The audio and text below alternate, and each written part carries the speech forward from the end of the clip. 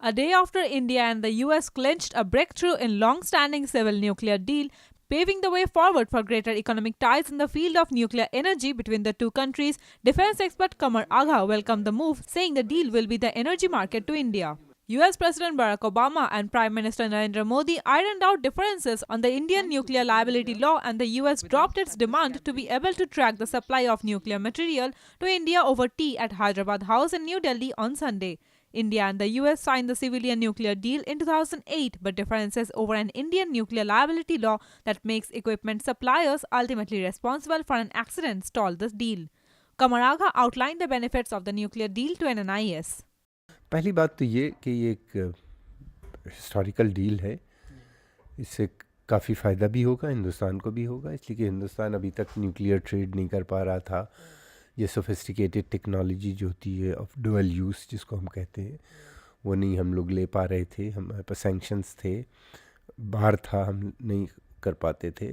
Nuclear supplier group के member हम लोग नहीं बन पा रहे थे, या इस तरह से मिसाइल कंट्रोल रिजीम में परेशानियाँ थी हमको। वेजनार ग्रुप में थी, ऑस्ट्रेलिया ग्रुप जो सप्लायर्स हैं ये सब, तो इस तरह की दुश्वारियाँ हम लोग को थी। अब ये है कि न्यूक्लियर ट्रेड शुरू हो जाएगा। इसके बाद जो रिएक्टर्स हमारा ख़रीदने का इरादा था यूरोप से या अमेरिका से, जापान से, कनाडा से, ये सब आ जाएगा, या ऑस्ट्रेलिया से जो हम चाहते थे वो ख़रीदना यूरेनियम या दूसरे मुल्कों से, तो वो ट्रेड अब होगा तो ये चल पाएगा आगे।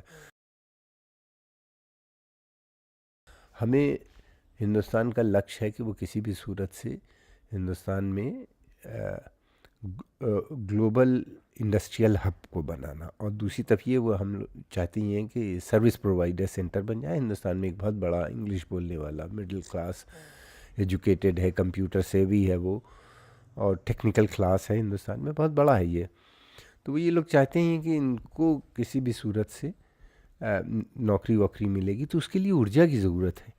ऊर्जा एक सोर्स पे हम लोग डिपेंड नहीं करना चाहते, तेल से या कोयला है, बिजली है, पानी है, और दूसरे सोर्सेस हैं। हम लोग चाहते हैं, गवर्नमेंट चाहती है डाइवर्सिफाई करना इसको, तो उसमें न्यूक्लियर एनर्जी भी एक कंपोनेंट है, और ये उसमें रिएक्टर सब आएंगे, लगेंगे। अभी तक रशिया केवल एक ऐसा मुल्क था जो न्यूक्लियर लाइबिलिटी बिल के एक्ट के चलते हुए हमको सप्लाई कर रहा था। अब वहाँ के भी आएंगे, तो इसलिए बहुत अमेरिका का फ़ायदा भी है इसमें। दोनों का फ़ायदा होता है तभी कोई डील होती है। अमेरिका का ये फ़ायदा है कि ये रिएक्टर्स, इसका बड़ा मार्केट है हिंदुस्तान में, यूरोपियन कंपनीज़ का, उनको एक बड़ा मार्केट यहाँ पे मिला।